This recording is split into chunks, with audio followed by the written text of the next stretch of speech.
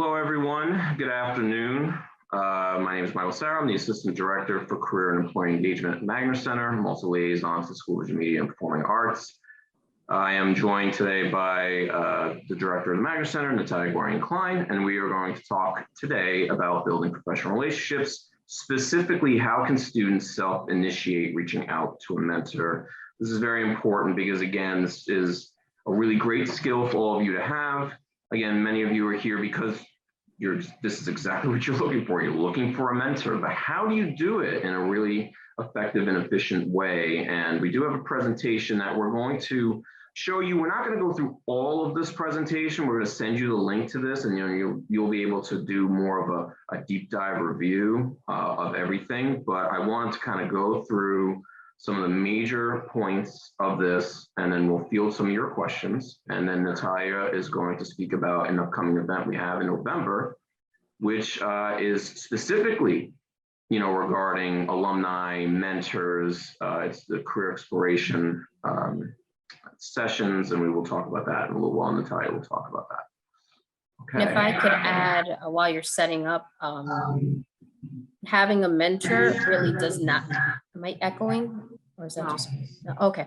Having a mentor really never ends. So I'm in my mid 40s and I still kind of rely on asking people their opinion on things. So it's something that I think we tend to think, oh, I'll do this because I need to get a job or I need it at this moment.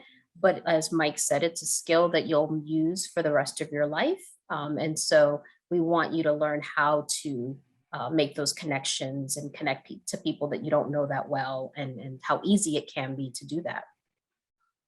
Yeah, and mentors can be anything. It could be alumni mentors. It could be just industry professionals, friends that you were able to contact that your friend may have. Maybe even your mentor, whomever that may be, will be able to put you in touch with someone that they know. So there's a lot of really interesting ways to kind of gain a mentor.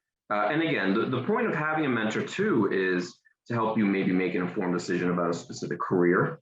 So let's say you don't know if you want to do human resources, or you want to do recruitment. Maybe you want to go into marketing or maybe advertising. Like, what's the difference? You can make an informed decision by speaking with people that are in the field. Of course, having an alumni mentor is an easier way to kind of go about it, because then you do have that connection with that person, because you both went to Brooklyn College. So we are going to share this with you, and you're going to take some time to kind of go through everything here. Farjana is actually an alum of Brooklyn College. She had a mentor, and this is a really great quote that she had. She's been a mentor. She serves as a speaker. So very interesting. We have a lot of really great success stories. We have a lot of alum that want to give back. So let's go through. When you get this link, you can kind of go through the agenda very thoroughly.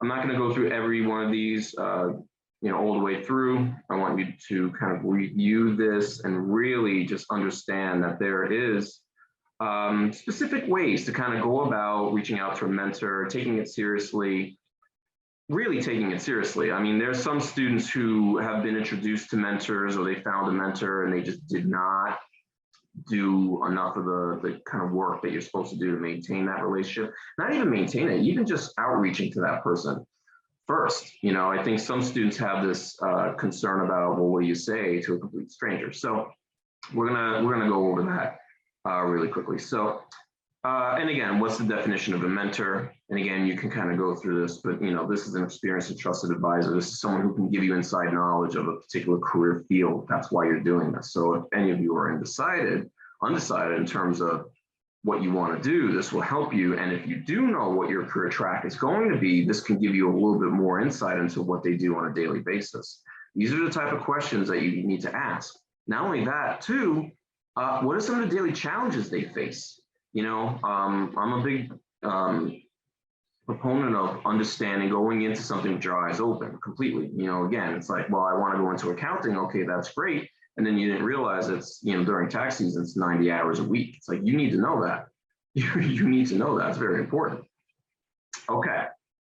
And like I said, you can kind of go through this here, but the mentor can potentially provide guidance, motivation, emotional support, and or role modeling.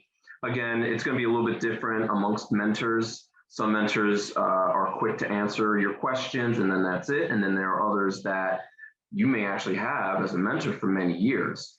I have a mentor going back to 2003, and I talk to him every so often. So you can have that happen. Now, let's keep going. This is the advantage of a VC mentor. Again, Brooklyn College mentors as well. You have that connection there. As I said, they have insider information about an industry. And as Natalia said, this is a lifetime skill. This is something that you're always going to be doing. All right, so reaching out to mentors is just another form of networking. That's what this really is. It's networking. Mentor is more of somebody that you can kind of confide in, get some information from. Maybe a little bit different than your usual networking, depending on what the focus of your networking is and what your networking needs are. Okay. Okay, I want to stress this first and foremost. LinkedIn is incredibly important. So again, I don't know how many of you have a LinkedIn profile. Actually put it in the chat. Let us know if you do have a LinkedIn profile, but if you do have one, are you happy with it? Okay, because some of you may have created it and then didn't do anything with it yet. All right, and my suggestion with that is, if you've had your resume looked at by us here at Magner Center, I would literally copy and paste the content from your resume and paste it into your profile. That's a great way to start. All right, you don't want to have your LinkedIn profile kind of be bare bones and there's nothing on there. All right, so that's my suggestion in terms of that.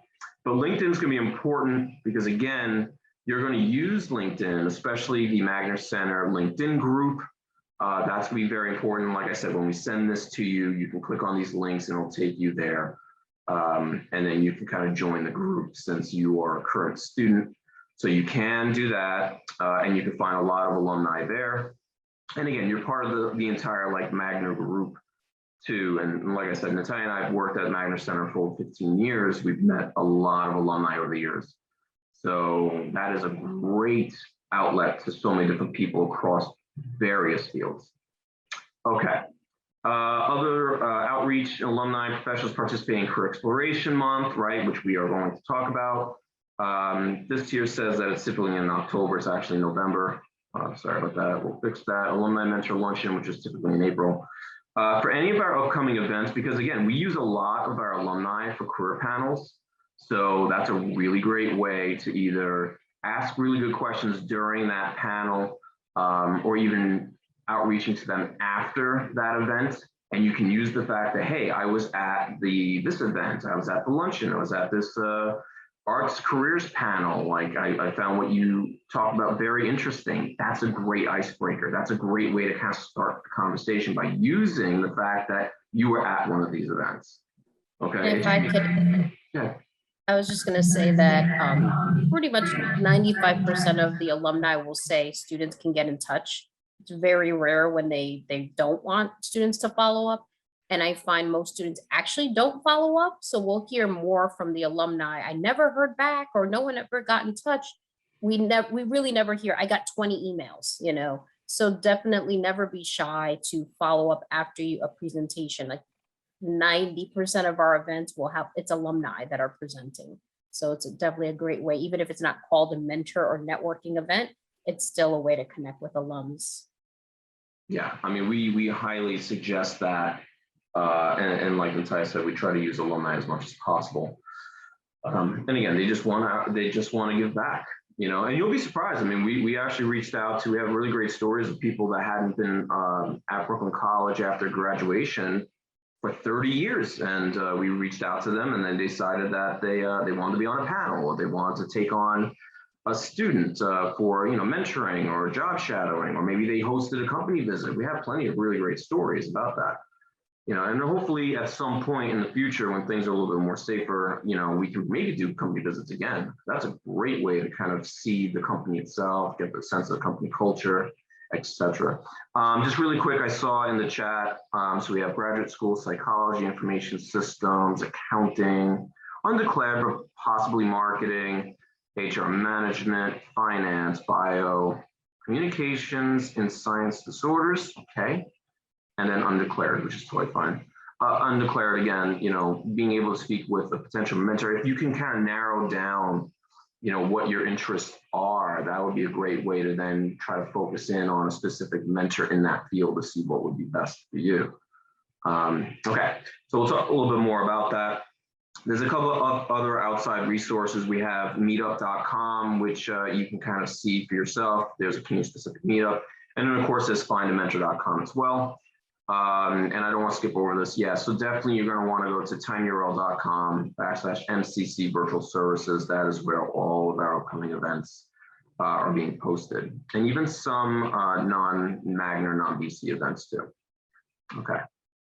And yes, we are going to have some sample emails. I'm not going to read every one of them, but I want you to be able to read through them. My advice here, as we discuss through the bullet points and the various slides, do not spend too much time describing who you are per se. You don't want your initial email to anybody that could be a potential mentor to be too long. Okay, it should be short, concise, to the point. And, again, you're looking to gain some kind of knowledge or advice about this person's particular field. How can you reach out to them? Or are they available to speak on phone or Zoom? So I've seen students who kind of make a mistake of like writing way too much in their initial email. And you have to remember, the alumni are working professionals. They have their own mailboxes that they need to kind of mind and kind of go through. They're working. So we have to make sure that you don't want to overwhelm them with too much. All right. So please keep that in mind. I find that to be extremely important. Okay. And again, I kind of covered some of the stuff here. Right. All relationships, building trust and rapport does take time. So please, again, make sure that if you're going to maintain a relationship with the alum, it's on their time. And you're cognizant and aware of their schedules. Natalia, you have your hand raised? Yes, I did. So two things. I want to just also pause to see if students have questions. So if you do put them in the chat, I'll ask them on your behalf. And then the other thing I wanted to say is what I have found. So I've been at the college 17 years. By now, definitely it's been thousands of alumni that I've contacted. Literally today, I was contacting a teacher and another alum who's in finance. So I'm always doing this. And I have found if they're going to help, you don't need to work that hard. If they want to help, it's a quick, short email, professional. Otherwise, the person, isn't going to help you anyway. So short and to the point, like Michael said, definitely you don't have to oversell. They want to help you, they're going to help you. They're going to see Brooklyn College student and say, oh my God, I want to help. And that's the person you want the help from, right? The person who wants to help you, not the person who you have to follow up 3-4 times because then they don't want to help you. So, so if anyone has any questions before Mike continues, I just want to make sure we capture them before we move on. If not, going once, going twice. Okay, go Mike. All right. Okay, so again, there are various ways, of course, we've been in this remote setting for the last 19 months. So Zoom, of course, phone would be good too. As things open up a little bit more, it could potentially be in person. I'm starting to see a lot of networking events being in person in the city now. So that's something to keep in mind, of course, be, safe with your mask and whatnot. But again, aim to have your meeting with the mentor to be about 30 minutes. And if they're okay with it being a full hour, they'll let you know. And you can even state that too. It's like, just 30 minutes. And then you can even ask them, even in the beginning, how much time do you have? I want to be kind of aware or cognizant of how much time I can spend with you. I don't want to spend too much of your time. So always be aware of that. Because again, like I said, they're working, they've got their own lives, they have their own schedules. So you have to work within those meetings. Okay. And again, what are your goals about the meeting itself? What are you looking to gain? Like what knowledge? Are you looking to understand the day-to-day, their daily challenges, advice on how you should be marketing yourself in that particular field? There's all kinds of things. What kind of mentor or what are the contacts that the mentor may have that they can put you in touch with? So that's something to keep in mind too. All right, let's keep going. And here's like a sample email, which is very short. We talk about the alum's specific career journey, their experiences with, let's say, IPG Media Lab, And again, that you have several questions to ask them regarding their path. So, And I would actually add one thing to this to make it even easier, actually including your availability so that if I got an email, and I do get these emails, and it said, I'm available every evening, 5 to 8, weekends, whatever, giving the person variety of options, then I could easily respond and say, hey, let's talk Friday at 5, versus I respond, then you respond. So kind of cutting some of the steps a little bit, make it very hard for them to say no, by them just shoot quick email, let's talk at 5, on Thursday kind of thing, because you've already provided your availability. yeah. Yeah, and that just cuts down all the back and forth. So, all right, so we have that. This is another one. So this first one is to a potential mentor you have no connection to. This next one is a little bit more towards somebody that you already know. So this is somebody that perhaps you met at a career panel, you met with at some type of event. Again, some of the other things here are logistics. Some of the other logistics, you may have emailed the alum or the mentor, whomever it may be, the potential mentor, alum, industry professional, whomever it may be. And you have to give them some time to respond. Sometimes I think students, if they don't hear back after a day, they're like, oh, I'm never going to hear from them. It's like, that's not necessarily the case. You have to give them some time. I mean, I've always suggested that, you wait a week and then you can send the follow-up. And then you wait another week or two, and then you send the final follow-up, and then that's it. Okay. So in some situations, you just have to understand that, maybe the alum, as eager as they do want to give back and speak with a student, maybe their schedule got super busy. Maybe something got, just in the way of it. And you just have to be like, that's okay. Maybe you can connect with them later on in the future.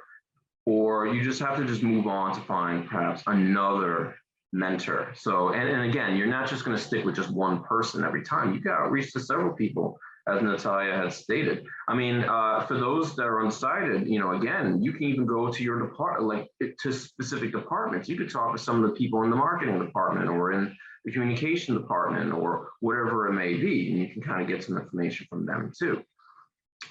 Again, there's a lot of mentors right here at the college. They're your professors. So that would be also a great option. So again, so these are some of the things that you should think about in terms of your outreach to a mentor and what you should do if they're not responding, and that you just have to kind of move on and reach out to other people as well. Okay. And if I could add, I think sometimes it feels intimidating, right? I mean, some of you are probably like, oh my God, so I have to contact these people. I don't know them. I'm old enough to be most of your moms. I'm telling you that alumni like to help. You're going to contact 10 people. They're not all going to respond, but you will get 1 or 2, right? And those are 1 or 2 more connections you didn't have before. And don't be intimidated by, oh, their high title or they're successful or their money. Like I have found it doesn't matter what level people, if they want to help, they're going to help. So don't be intimidated by anyone that you think, oh my God, they're so, 20 years of experience. Ask them. The worst thing they do is say no. Most likely they just don't respond. And also on the flip side, looking at people who are also recent grads, right? That even though you think they don't have a lot of years of experience, but they were in your shoes recently. So they were in the job search market and the internship market recently. So they have value to add too. So don't be afraid to ask, basically, is what I want you guys to remember, because it can feel scary to reach out to people you don't know. Yeah, but you have to, you just have to kind of do it and see what happens, and like Natalia said, you reach out to 10 people, maybe hear back from half of that, and that's totally fine. That's just the way it is. Where would you mainly kind of reach out to people on your own? You can always, like I said, you can go on LinkedIn, Brooklyn College's LinkedIn group. On LinkedIn, there's an alumni page, and then you can actually search by career fields, maybe the company, maybe you're looking for somebody that works at the Wall Street Journal, somebody who works at CNN. You put those identifiers there, and then a whole bunch of people will come up. The last time I checked, there was over 80,000 alumni on the not the Magna Centers, but the Brooklyn College alumni page on LinkedIn. That's a great resource. Mhm. You could also put what they studied. So like, let's say they studied psychology, and then you could see, oh wait, that person, their path went totally different. Like you could see the different paths that they've taken. So that's another, so there's a lot of different filters, like what they do, what they studied. I think you could even limit what year they graduated, right? Because somebody who graduated a marketing degree 30 years ago could be, different perspective than someone 5 years ago. So I'll put that link also in the chat. Great. And the other thing to keep in mind too about reaching out to more recent grads, people between a year and 5 years out, one of the things I would ask them is, what was it like right after graduation? What should you keep in mind, in terms of like, what did they do right after graduation? Did they secure a job? They didn't secure a job? What was the job market like? How quickly were they able to find something? What should you be doing? Should you still be working while, part-time while doing your job search? There's all kinds of things. And again, it's all information that should be useful for you. Okay. What to expect right after graduation. And some of those recent alums can kind of give you that kind of information. Okay. And again, these are just some other logistics in terms of like the times that you should be contacting them. They should mostly be during business hours. Do not drink alcohol when you go and meet with the alum. Do not go to the mentor's home, right? Stranger danger, don't do that. I know it sounds obvious, but just to be safe, we have to make sure that we mention this. And of course, if anybody does anything that looks shady, email careernews@brooklyn.cuny.edu. Thankfully, that is very, very, very, very rare. That is very rarely ever happens. So that's good. And like I said, the alum should, and you'll be able to tell when somebody's saying something that doesn't sound exactly right. You have to be professional at all times. Okay.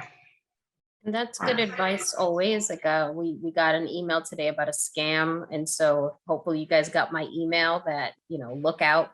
Always double check, email us if you see something, you feel something's a little like, I don't know. The career news tip, I monitor that. So you're literally hearing from the director of the career center. I'm the one checking that email. So you could always email that to double check anything that you guys aren't sure about. Yeah, and if you didn't get that email, then most likely, again, we send those emails out through HireBC, which is our job site. So you should go into your profile and make sure that the correct email is listed. I think by default, it's the Brooklyn College email that you receive, and maybe it's not your Gmail or whatever it is that you may use. So you may want to go in there and make sure it's the correct email, and then you will get the emails from us, which again, like Natalia said, sometimes it's red flags. Sometimes it is actual job postings, it's upcoming events. So please do that. Make sure that your email is up to date. And last but not least, or at least for this slide here, you can click on the mentor policies, and you can see all that information there. But like I said, if there's anything that is kind of weird, email Career News and let us know. Especially if it's an actual alum of the college, I think, you can always email Career News. All right, so let's continue on. And again, you have to be prepared, in terms of when you meet with these people or speak with them, have, notepad out, being able to write down any kind of notes. Yes, you are going to send a thank you note. We'll touch upon that in just a second. Yeah, so when communicating with your mentor via email, it's recommended to respond within 2 days. If they message you back, do not wait a week to respond to them. Very big no-no. Try to respond to them as quickly as possible. Like I said, 2 days at the very most. Me personally, it should be like that same day, honestly. Because then that shows too that you're on point and that you're on the ball. All right, so, and again, like I said, everybody's gonna go through this a little bit more in depth, but you are going to do some self-reflection. What do you wanna know? Again, for undecided, you're gonna wanna know a wide range of things. And for those of you that know what your career path is, again, what are the daily challenges like? I mean, we have an entire listing of questions that we're going to have here, and then you're going to have access to, and you'll be able to take a look at. And like we said before, you're going to use LinkedIn to research. Okay. And again, how to be prepared before the phone call or meeting and know what the following things are. And again, you kind of read through all of these. But again, yes, you can have a notepad. The other thing that is not here, I would actually depending on what your profession is, like I would definitely try to, be business casual, or if you're going to work corporate, you should wear like a shirt and tie or blouse, something that's a little bit more professional. Keep that in mind too. First impressions do matter. So that's something that everyone should keep in mind. Any questions about what has been covered so far? And if you do, put them in the chat. I'll ask them. If not now, then if something pops up as Yeah, if anybody has any questions. Mike is yes. talking, feel free to put them in there. I'll ask on your behalf. The Someone wants to last see the last slide. slides. Okay. And again, you're going to get this. So, we are going to send this to you. So you'll be able to kind of review this at your own pace. I didn't want to go through the entire thing slide by slide. Okay, great. All right. Communicate effectively. Again, this is all very important. If you're going to be talking to them on the phone, make sure that it's in a quiet place. If you're going to do Zoom, make sure that you are lit very well. If you want to blur your background, make sure that the lighting is good. Make sure that you're sitting maybe closer to your router. Sometimes people's internet goes out. You have to make sure that you have good connection. So again, a lot of different things here that you can kind of go through. So let's talk about this scenario. So you outreach to a potential mentor. They give you the day and time that works for them. You go and you meet, whether it's in person or through phone or Zoom. You ask them a series of questions. Like I said, we'll talk about the questions shortly. After that, you really should send a thank you note, again, a day or two after the conversation, and you should mention something specific that you spoke about during that conversation. This is actually the same when you interview with employers. Mention something in terms of what did you guys talk about during the conversation. That's going to be very important, okay? And again, be sincere. People can tell if you're being sincere. And when you do it in that way, they're going to remember that instead of just a random thank you that really isn't that effective. You should talk about something that you spoke about specifically. All right. And again, this is an example of a thank you note that everybody will have access to, so you can take a look at this. This is just one of several different samples that we may have. And again, let's talk about the typical topics that you can discuss with your mentor. So again, career industry exploration. So again, if you may be confused about your career path, you can get some kind of clarity. How do you learn about the company culture, how to build your network, how to successfully conduct a job or internship search in that particular field. They can give you some pointers in terms of that. They could potentially look at your resume and cover letter. We've actually had mentors do that, where they've looked at resumes and cover letters. And they may tell you to change the format of the resume dependent on that particular field. So that's very important to know as well, okay? They even give you some insight in terms of how to prepare for an interview, maybe even an interview with that particular company that they work at. That's interesting as well. And of course, how to negotiate salary is another potential topic that you can discuss with them. So does anybody have any questions before I keep going? I'm gonna go kind of fast, and then I want to be able to leave some room at the end for any of your questions or thoughts. I just want to emphasize the value of contacting someone that works for a company that you're interviewing for. So just take advantage of that. Anytime you have an interview coming up, try to see if you could find an alum. We could try to help where we can when that does come up, but it definitely adds a little flavor. I had a student who had a Bloomberg interview, and he emailed me, I want to say it was like a Friday afternoon.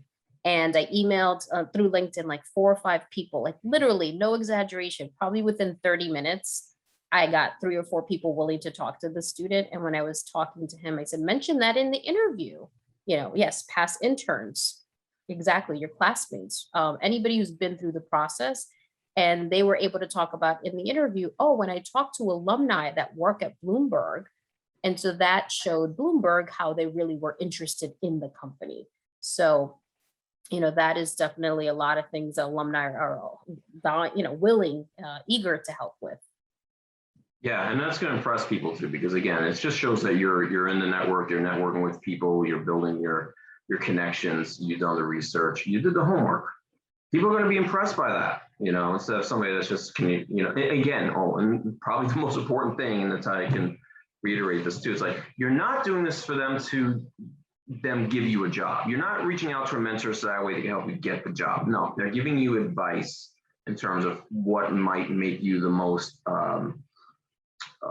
professional, give you an advantage in terms of knowledge. It's not about getting me a job. Can you get me a job at CNN? Please do not approach it in that way. That turns people off big time. And again, these are informational interviews with people. Let's say you reach out to a mentor, they're working at a company. You know, is there an informational interview that you could potentially have? You have to be willing to do the work. People have to see that you're willing to do the work, not be like, all right, well, you know, just send me your resume. I'll just send it to HR. Don't expect that to happen. You know, if that does, wow, great, you know, play the lotto, but that's not the main focus of this. And that could turn a lot of people off too. Again, you don't want to burn bridges before you even get there. So, okay. You know, and questions and thoughts, you know, some of the questions that you may ask. So I'm not going to go through all of these. I sort of kind of touched upon some of them already. You know, how'd you get into this field? You know, what's the most rewarding thing about working in the industry? You know, what job advice would you give to someone in my situation? Again, all this is just gaining advice and knowledge. I would suggest maybe in your first conversation with a mentor, you come up with 5 to 7 questions at least. You don't want to ask them a million questions because you have to be, you know, cognizant of their time, right? So if you only have a half hour, what are the specific things that you want to ask them? What are the specific goals of that conversation? Now, you may have more conversations after that. Again, you know, that could potentially happen. And if it does, then that's great. You can ask more later. But I think the more pressing questions, things that really are like a burning questions that you may have should be in that first conversation. Like I said, 5 to 7 questions. And this here is a small example of that. Okay. Yes, and as Natalia said, good point about asking classmates and former interns. Again, it does not have to be someone who already graduated. Exactly. It could be somebody that's interning at SiriusXM right now, and they could give you some advice on what the interview process was like. That's good. Okay. You know, and again, you know, how do you maintain a relationship? And some of the relationships may or may not be ongoing. You know, you can try to stay in touch. You'll get a sense after you've spoken with them if it's sort of like a one-time deal, or maybe it's something that they're open to kind of speaking with you in the future. But also be mindful, do not overwhelm them with too many emails, too many questions. Space it out, be a little bit more strategic about it. You know, again, you would want to follow up with them maybe in a week, or not a week. Maybe you want to follow up with them in a month, or maybe in 2 or 3 months. That could be good. And then also what I've suggested to students too is if out of that first conversation, they gave you some advice that then you were able to put into practice with your job interview, internship interview, whatever it may be, and you got that internship, you can give them the heads up that because of their advice, you were able to get, you know, that internship or job, or that the information that they gave you was important to kind of get to where you are now. So those really nice career updates are really great. Another way to kind of stay in touch with somebody, also one of your mentors, could be through LinkedIn, because let's say they post on LinkedIn quite a bit. You can like the comment, you can like the post, you can maybe make a comment. That's a good way of kind of being visible as well. Not too much, don't overdo it, but again, that's something that you can keep, you know, mindful of. If they post things, articles from the Times, if they are posting photos from events that they're hosting, whatever it may be, especially the career related, it should be more career related, of course. You can like and comment and interact to those posts. Okay. All right, and I feel like I touched upon a lot of this already. Yes, the career progress and more. All right, great. And then the rest of the slides that we have here are just general networking tips and advice, and everyone can kind of go through this at your own pace. But again, keep in mind that networking is developing these relationships as we were talking about. It doesn't have to be a mentor per se, but an industry contact, somebody that you have that could give you some advice, or somebody that is at a particular company. And as Natalia and I said earlier, networking is a crucial skill that you have to do all the time. That is a very much big part of your job search. Yeah, even, I mean, again, at my age, but like, you know, if you're going to, if I'm switching a career, I'm switching a job, and I could talk to someone about what the culture is like at the company. So it really never is too early or too late to use a network. My son, who's in high school, was interviewing for a big company, like their high school program. And I was able to find like a freshman who had been through a freshman in college who had been through the program who could give him tips. So it's using your resources and the inside information can make a big difference to make you feel less nervous, more confident about whatever conversation you're having with someone. So yeah, I think I can't stress it enough, and it's something you'll use for the rest of your life. Um, so yeah, so I think I'm going to share, right, Mike? Can I Yeah. share the event that we have coming up? Yeah, I can do that now. Okay, so I'm going to share my screen. Yep. So we are organizing, if you guys can see that. Okay, can you guys see that? What we call career exploration. So we have 6 sessions. You'll see the dates there. They're already posted in, the various places. So you don't have to, I mean, you can take a screenshot of this if you want. So the way it works is for each of these sessions, we have 6 alumni who are going to talk about their careers. And after every session, we always say, can students contact you after? And I don't think we've ever heard someone say, no, they cannot. So this is a way of meeting a lot of different alumni. So for Bera, who said, I'm not really sure, if he goes to these 6 sessions, he's going to hear about 36 careers, right?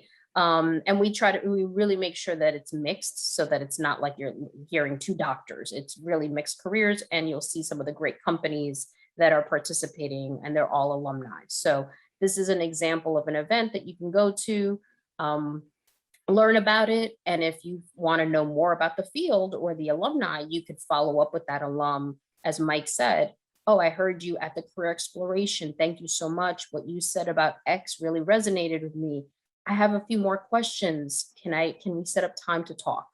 So, and like I said, alumni mostly will say, I never heard from people, or I only heard from one. They want to hear, like, they don't get paid for this. They don't, they're taking time out of their work or their family. So they do it because they really love to give back. So they love to hear from students because it makes them feel like, wow, they must have really liked what I said. I think students, because I've been you, right? I was you guys years ago. I think you get intimidated, you get nervous, you think you're bothering them. And so most people don't take the chance. So you think that they're getting 50 emails when they're getting 1 or 2. So take the chance. Again, the worst thing is they say, oh, I'm too busy right now. Is not a good time. Please follow up in 2 weeks. Or, I got a lot of responses, so I'm sorry. I can't. I mean, that's the worst thing they'll say to you. They can't help you right now. But you'll be surprised. There might be 3 or 4 that say, sure, let's talk. And that's 3 more contacts that you had that you didn't have before. And I think that's, with the Brooklyn College student, most of us, and I say us because that's who I was growing up, first generation. My parents were immigrants. I was low income. So my mom cleaned houses. My mom could not tell me about careers. She didn't give me that insight. I didn't have that. And that was actually why the Magner Center was created. We're named after an alumna, because she knew that for the students, the family often isn't that network. So who is that network? It's the alumni that could give you that guidance. Sometimes students will email me and say, I have a dentist, interview. I'm applying to dental school. And I'm like, okay, do you really want to talk to me? I don't know what they're going to ask you at a mock interview, an interview for a dental school. Let me ask an alum who's a dentist, who's been through the process. Like, that is just so much more valuable than me. I can give you some good basic advice, but you need to talk to someone who works or does what you want to do or think you want to do to really get the good advice. So look out for that. We haven't started promoting it yet, but look out for these events. Sign up for all, sign up for one. A lot of cool companies that are represented, a lot of different fields. So that's it for that. Thank you, Kevin, for putting that in the chat, actually. There's a link. So right now, in terms of the alumni mentoring program, we do specific times out of the year where it's going to be focused on one particular career path, or, in this particular case, we've been trying to outreach to students who are interested in accounting. We have alumni that want to speak with students. So if you are interested, you're in the accounting field, you want to mentor and speak to somebody that's in the accounting field, complete that form there. And like I said, we were trying to do that a couple of times out of the year based on a particular career path. But the reason why we created this presentation is for students to be able to self-initiate right now, right away. And how do you do it professionally and effectively? So the career exploration sessions, you know, you can start registering for those on the portal. I think they're on the portal. Yeah, they're there already. We haven't, like I said, done a lot of promotion, but they're there. So you can sign up now. I always encourage sign up for more things. We always know not everyone's going to show up, but that way you get the reminder and you know, the nudge so that you don't forget that this cool event's happening. And the other thing is, you know, you have career news. Again, I monitor it. This is a pretty small group. So if you're looking for alumni and you've tried 10 people and no one gets back to you, you know, reach out to me. It's very rare I can't get someone to respond back, or even, you know, sometimes we get like a curveball. You know, one time we had a student who wanted to be work in a mortuary. And we're like, okay. Or I had a student who wanted to work as an architect, and we don't even have that as a major or a program. So it's like, it's not even like something we do, but I was able to find, I'm very good at sleuthing. I Google, I'll put, you know, the Brooklyn College in quotes, and then architecture, and then I'll look at people's bios on their website. Oh, they went to Brooklyn College, and then I'll send them a message. Would you talk to the student? They're interested in architecture, and people respond. So up to now, I've not been able to not find someone, even in those tricky situations. So if you guys do the homework and you're getting stuck, you have career news, email me and say, I've tried, here's who I contacted, here's who I'm interested in, they're not responding, can you help me? I will help you. I'll make sure that, you know, we want to make sure all of you are paired up with alumni to help you in your process. Yeah, but do the work. Do the work in terms of the sleuthing, the researching. It helps. If they're on LinkedIn, again, they've made the conscious choice of how their profile there. Okay, so their profile is there. So people are going to reach out to them. However, I will mention the fact that if, let's say, there is a potential mentor, alumni, or industry professional, whatever, and they don't have a lot going on their LinkedIn profile, maybe they don't check it very often, or maybe they don't take it very seriously. Stay away from those bare bone type of profiles. You know, you want somebody that, you know, maybe has been active lately or has a very complete profile. That's great. That's something to keep in mind.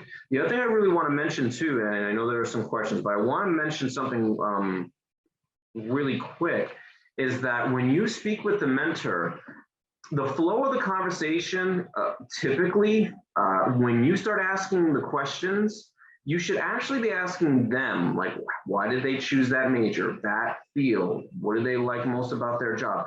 Remember, the first couple of questions should be based on the alum or the industry professional, right? You have to show that you have an interest in who they are, what they like, because, you know, not for nothing, people like to talk about themselves. They do. If somebody asks you a question like, why did you choose this?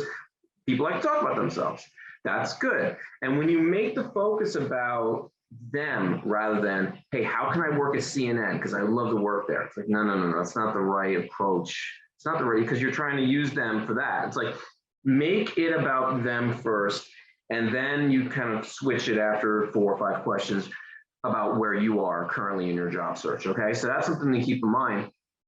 And if you do it that way, the alum or the industry professional, whoever the mentor may be, will take more of a vested interest in you because you took an interest in them and their career path more genuinely in that conversation.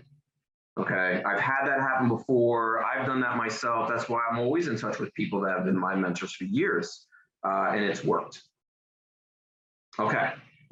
I'm gonna, if I can share my screen again, and we're getting towards the end of time. So if anyone has any more questions, but somebody asked about speech pathology. So I'm gonna show you guys on LinkedIn. Now, keep in mind, again, I've been at Brooklyn College for so long that I have like literally thousands of contacts. So I did a quick search on LinkedIn, speech pathology, first connection. I could do, yes, and she worked in our office. I could do further filtering, right? If I go here and I could say, you know, where do they currently work? what school did they go to? So I'll filter it further so that I make sure these contacts are from Brooklyn College. So I have 16 contacts that are from Brooklyn College and are speech pathologists.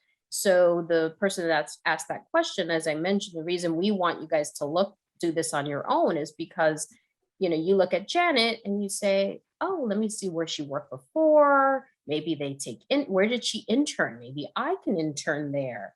She worked at a school, like you know, she worked at a hospital. So you might look at it and say, okay, I definitely want to talk to her. Or you might say, you know what, I learned enough by looking at her profile. I don't need to like speak to her. I got a good sense of, you know, what she does and then, you know, you can compare it to like, okay, let me look at Haley's background, you know, where did she go to school and, you know, where she worked and, you know, look at these organizations.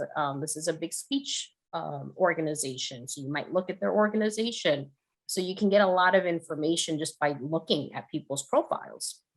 So, you know, I don't think there's any career field you probably can't find on LinkedIn. Some will have more, just the nature of the industry. Some industries do this a lot more, but as you see, speech pathology is you know, available. You could find this helps students understand also, maybe you never heard of City Sounds and now you do. Exactly. You know, Natalia and I mean, especially Natalia, I mean, again, it's good to kind of be organized in your job search, your internship search. You could have a Google sheet or Excel spreadsheet, and that's where you put in the potential companies that would fit your career field. That's interesting as well. Like keeping an active list of some of these places that you could potentially work. It's good to have that kind of knowledge. I mean, every time I speak with students that are film majors, I'm always telling them, what are the production companies around the city, other than the obvious big name corporations? And you may want to keep a list of that. And also, you can actually keep a list of who you have been applying to or who your connections are at some of these places. And how do you do that? Through LinkedIn. Yeah. The other thing with LinkedIn is, let's say your dream is, I'm going to say just Google as an example, you know, you could look at Google and then look who works there and, you know, what, like, did they get an advanced degree, you know, and what kind of degree did they get? Like you could kind of work backwards too. So it's like, what's my dream job or my dream company?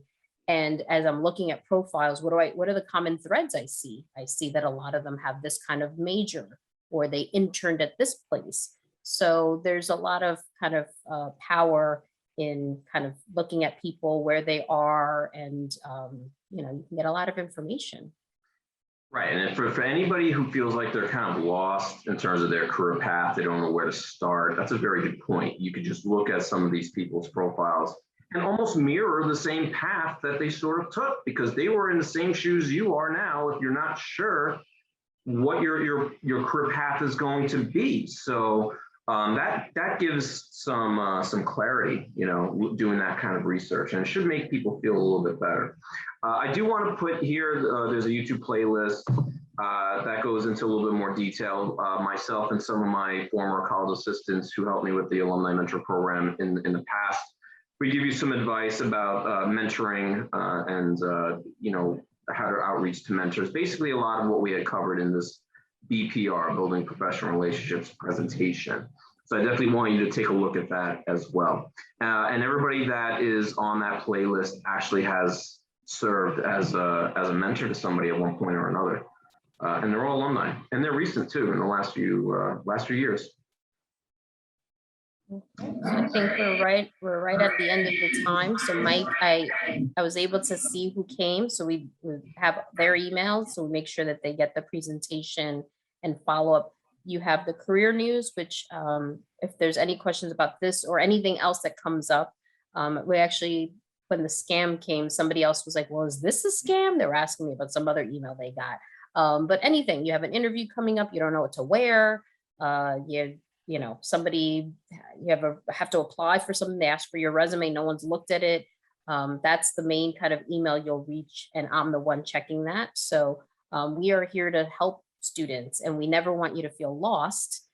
So I'm glad you guys joined us, and I hope you guys really do take advantage. And if, listen, you're overwhelmed right now because you're getting into midterms, You don't have to do it right now. Just remember this, bookmark what, Mike sends you. And then maybe in December timeframe when classes are done, that could be a good time to dedicate kind of that outreach and connecting to alumni. So don't feel like it, a lot of it is timing, because you don't want to contact an alum and then not follow up with them because you are overwhelmed with school and work. So find the right time where you could dedicate yourself to contacting alumni, staying in touch, following up, so that you don't lose the connection because you dropped and you overcommitted yourself. So Right. you guys have our email. We're here to support you and help you. Mike will send you the presentation, not today, I think, but probably tomorrow or so. And if you need anything, you know where to get us.